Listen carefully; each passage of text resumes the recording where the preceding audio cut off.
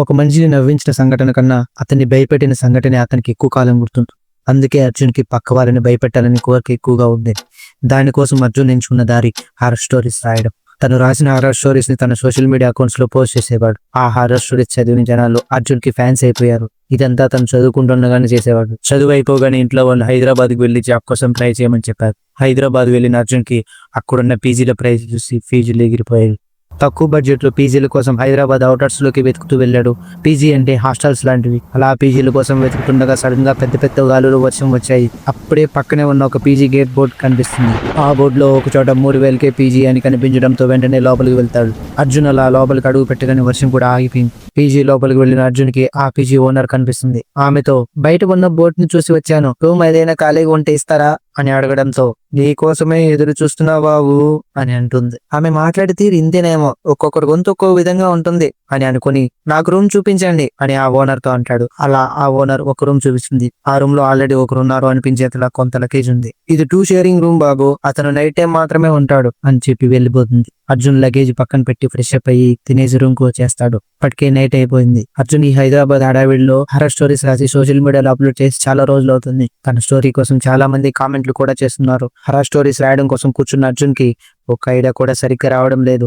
Paper మీద కొన్ని lines రాసి మళ్ళీ దాన్ని చించేసి వేరే పేపర్ మీద మళ్ళీ రాస్తున్నాడు. అలా ఎన్ని పేపర్లు చించినా కూడా ఒక్క కథ కూడా రాయలేకపోతున్నాడు. చాలా అలసిపోయినట్టున్నాను, అందుకే స్టోరీస్ కూడా ఏమి రావట్లేదు. సరే మార్నింగ్ లేచి రాద్దాం అని పనుకున్నాడు. అలా నిద్రపోతున్న అర్జున్ కి అర్ధరాత్రి 12కి డోర్ సౌండ్ వినిపిస్తుంది.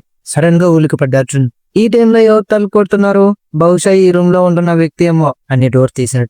ఆ డోర్ తీసి ఎదురుగా ఉన్న వ్యక్తిని చూసి అర్జున్ షాక్ అయిపోయాయి. ఎదురుగా ఉన్న వ్యక్తి అర్జున్ లాగానే ఉన్నాడు. అర్జున్ అతన్ని చూసి భయంతో చెమట్లు పట్టేశాయి. నోట్లో నుంచి మాట కూడా రావడం లేదు. ఏం చేయాలో అర్థం కాక వచ్చిన అతన్నే చూస్తూ ఉన్నాడు. అప్పుడు వచ్చిన అతను ఏంటి నువ్వు మళ్ళీ వచ్చావు, నేను రావద్దని చెప్పాను కదా అని అనగానే అర్జున్కి ఏం అర్థం కావట్లేదు. అప్పుడు అర్జున్ పరిస్థితి ఎలా ఉందంటే భయపడాలో ఆశ్చర్యపడాలో తెలియక ఆ రెండింటి మధ్యలోనే ఫేస్ ఎక్స్ప్రెషన్ స్టక్ అయిపోయినట్లు ఫేస్ పెట్టాడు. ఎదురుగా నిల్చున్న వ్యక్తి సరే తప్పుకో, ఎంతసేపు ఇలా నా మొహాన్ని చూస్తుంటావు అని అర్జున్ భుజం మీద చేయి వేయగానే ఒక్కసారిగా నిద్రలోంచి మెలకువకు వచ్చేస్తాడు. ఏంటి ఇలాంటి కళ వచ్చింది, అసలు జరిగిందంత కళ్ళలాగే అనిపించడం లేదు, ఇప్పుడే జరిగినట్లు అనిపిస్తుంది. నాలాగా ఉన్న వ్యక్తి నన్ను టచ్ చేయగానే నేను కళలోంచి బయటికి వచ్చేసానేంటి అని వాటర్ తాగుతూ అనుకుంటున్నాడు. బాడీ మొత్తం చెమట్లు పట్టేశాయి. సడన్ గా అర్జున్ కు ఒక ఆలోచన వచ్చింది. నన్నే భయపెట్టిన కళ, నా స్టోరీస్ చదివే వాళ్ళని భయపెట్టకపోదా అని వచ్చిన కళ మొత్తాన్ని రాసుకుని సోషల్ మీడియాలో అప్లోడ్ చేసి పడుకునేశాడు. మార్నింగ్ వచ్చి తను పెట్టిన పోస్ట్ కి ఎలాంటి రివ్యూలు వచ్చాయని చెక్ చేసుకున్నాడు. ఆ పోస్ట్ ని ఓపెన్ చేసి చూస్తే షాక్.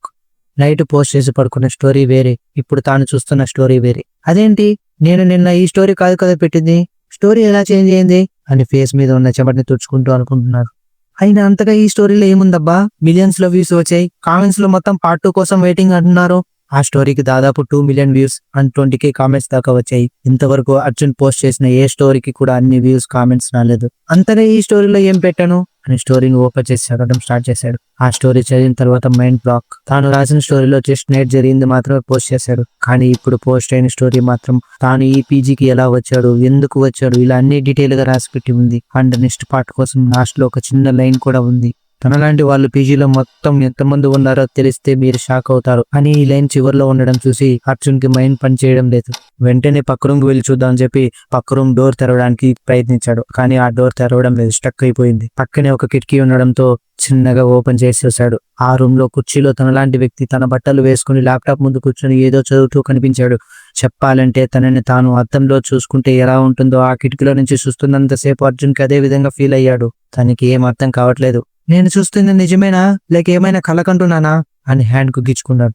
కానీ అది నిజమని తేలింది. నైట్ వచ్చింది కళ కాదు, అది నిజమే. కళలాగా అనిపించిన అది నిజమే. ఎందుకంటే ఇక్కడ నా కంటికి ఎదురుగా ఉన్న వ్యక్తి నాలాగే ఉన్నాడు. అసలు ఇది ఎలా సాధ్యం అని మనసులో అనుకుంటున్నాడు. తన అకౌంట్ లో పోస్ట్ అయిన స్టోరీని గుర్తుకు తెచ్చుకున్నాడు. ఈ పీజీ మొత్తంలో అందరూ అలాంటి వాళ్ళే ఉన్నారని ఉంది కదా, అయితే ఒకసారి పక్క రూమ్ లోకి వెళ్ళి చూద్దాం అని ఇంకో రూమ్ కి వెళ్ళాడు. అక్కడ కిటికీని ఓపెన్ చేసి చూస్తే అక్కడ కూడా తనలాంటి వ్యక్తి పడుకొని నిద్రపోతున్నాడు. అసలు ఏంటిది, ఏ రూమ్ లో చూసినా నేనే ఉన్నాను, అసలు నేనేమైనా భ్రమలో ఉన్నానా లేక నాకేమైనా పిచ్చి పట్టిందా అని అనుకుంటూ ఇంకో రూమ్ కిటికీ డోర్ ఓపెన్ చేసి చూశాడు. ఆ కిటికీ డోర్ లో నుంచి చూసిన తర్వాత అతను లాంటి వ్యక్తి ఆత్మహత్య చేసుకుని ఉన్నాడు. అది చూసిన అర్జున్ కి భయం విపరీతంగా పెరిగిపోయింది. ఇంతకు ముందు రూమ్లలో అందరూ ఏదో ఒక పనులు చేసుకుంటుంటే ఇతను మాత్రం ఫ్యాన్ కి ఊరు వేసుకుని ఉన్నాడు. కింద చూస్తే ఫోన్ మొత్తం పగిలిపోయింది. రూమ్ లో వస్తువులన్నీ చిందరబందరగా పడి ఉన్నాయి.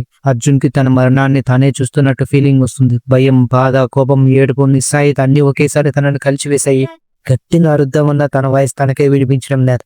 భయంతో, బాధతో అక్కడే కూర్చుండిపోయి ఏడుస్తున్నాడు. ఇంతలో ఆ పీజీ ఓనర్ అక్కడికి వచ్చి, ఏంటి బాబు ఇక్కడేం చేస్తున్నావు అని అనగానే అర్జున్ తన వైపు చూసి కోపంతో తనకి ఎదురుగా వెళ్ళాడు. అక్కడికి వెళ్ళి, ఏంటి ఇక్కడ పరిస్థితి ఇలా ఉంది, ఏ రూమ్ లో చూసినా నాలాంటి వాళ్ళే ఉన్నారు, అసలు ఏం జరుగుతుంది ఇక్కడ అని అడగగానే ఆమె, అన్ని పద్ధతిగానే జరుగుతున్నాయి, నువ్వేం భయపడకుండా వెళ్ళి పడుకో అని అంటుంది.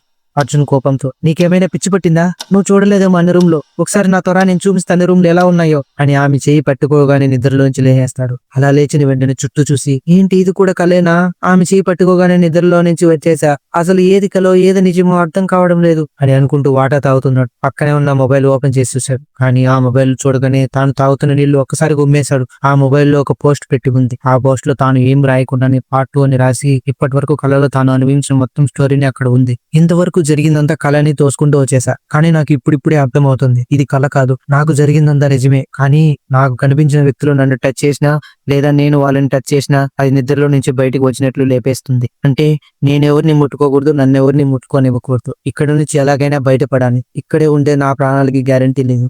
ఏదేమైనా నా మొబైల్లో ఈ స్టోరీలు పెడుతున్న వ్యక్తి ఎవరో నేను తెలుసుకోవాలి. అయినా కూడా నాకు ఈ 2 స్టోరీలకే కావాల్సిన ఫేమ్ మొత్తం వచ్చేసింది ఈ సోషల్ మీడియాలలో అని అనుకుంటుండగానే డోర్ బెల్ రింగ్ అయ్యింది. డోర్ తీయడానికి ముందు ఎవరు వచ్చారో అని పక్కనే ఉన్న కత్తిని తీసుకుని వెనకాల పెట్టుకుని డోర్ ని తీసి చూస్తే తనలాంటి వ్యక్తి ఎదురుగా నిల్చుకుని ఉన్నాడు. వచ్చిన తను అర్జున్ చూసి, నువ్వు ఇంకా పోలేదా, వెళ్ళిపోయి ఉంటావు అనుకున్నానే అని అంటున్నాడు. అర్జున్ కి మాత్రం ఎదురుగా ఉన్న వ్యక్తిని చూసి బాడీ మొత్తం చెమటలు పట్టేసి షర్ట్ మొత్తం తడిసిపోయింది. పక్కకి తప్పుకో అని అర్జున్ మీద చేయి వేయబోతుండగా అర్జున్ పక్కకి కదిలాడు, తన మీద చేయి పడనివ్వకుండా. ఎందుకంటే అర్జున్ ఎవరైనా టచ్ చేస్తే వెంటనే తాను మళ్ళీ కళ నుంచి బయటకు వచ్చినట్లు నిద్రలేస్తాడు అని కనుక్కున్నాడు కాబట్టి. అప్పుడు ఎదురుగా ఉన్న వ్యక్తి అర్జున్ తో, ఏంటి ఈరోజు మంచి హుషారుగా ఉన్నట్టున్నావు, ఏంటి సంగతి అని క్యాజువల్ గా మాట్లాడుతున్నాడు. అర్జున్ మాత్రం ఇంకా భయంగానే అతను చూస్తూ ఉన్నాడు. కానీ అర్జున్ చేతిలో కత్తి ఉంది కాబట్టి కొంచెం ధైర్యం తెచ్చుకొని వచ్చిన వ్యక్తి వైపు ఆ కత్తిని గట్టిగా విసిరాడు.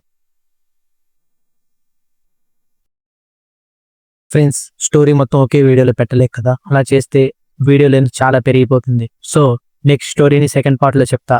ఈ వీడియోకి 100 లైక్స్ వచ్చిన వెంటనే సెకండ్ పార్ట్ ని అప్లోడ్ చేస్తా. సో దానికోసం మీరు చేయాల్సింది ఒకటే, ఈ వీడియోని వెంటనే లైక్ చేయండి. ఇక్కడ నుంచి ఎవ్రీ సండే ఒక హారర్ వీడియో పెడదామని ఫిక్స్ అయ్యా. మీరేమంటారో కామెంట్ చేయండి. సో మీకు హారర్ స్టోరీస్ ద్వారా మంచి ఎంటర్టైన్మెంట్ కావాలంటే మీరు చేయాల్సింది ఒకటే, ఈ వీడియోకి లైక్ చేసి వెంటనే సబ్స్క్రైబ్ చేసుకుని పక్కనే ఉన్న బెల్ ఐకాన్ ని ఆన్ చేసి పెట్టుకోండి. నెక్స్ట్ పార్ట్ లో మళ్ళీ కలుద్దాం. By by.